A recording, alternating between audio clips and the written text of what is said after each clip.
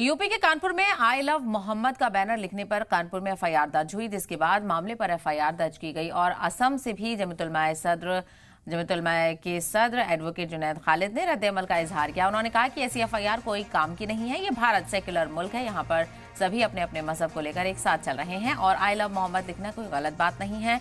हम लोग मरते दम तक आई लव मोहम्मद लिखेंगे। साथ ही असम के 8 गांव कब्रिस्तान के पेश इमाम ने कहा कि कानपुर में जो वारदात सामने आई है, इसकी हम सख्त अल्फाज में मजम्मत करते हैं।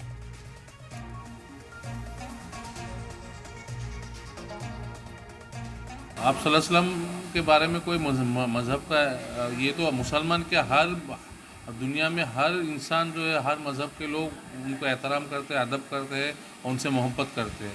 और ये कुछ नासमझ लोग, बेवकूफ़ लोग जो है, किसी भी धर्म से जो क्यों ना हो, वो इन सब गलत चीज़ों को लेके आगे बढ़ाते हैं। एफआईआर को लेकर क्या कहना चाहते हैं? ये गलत एफआईआर हुआ है और ये सस्टेन भी नहीं करेगा लीगली, क्योंकि ये फंडामेंटल राइट्स के अंदर आता है, वो लीगली प्रोटेक्टेड है।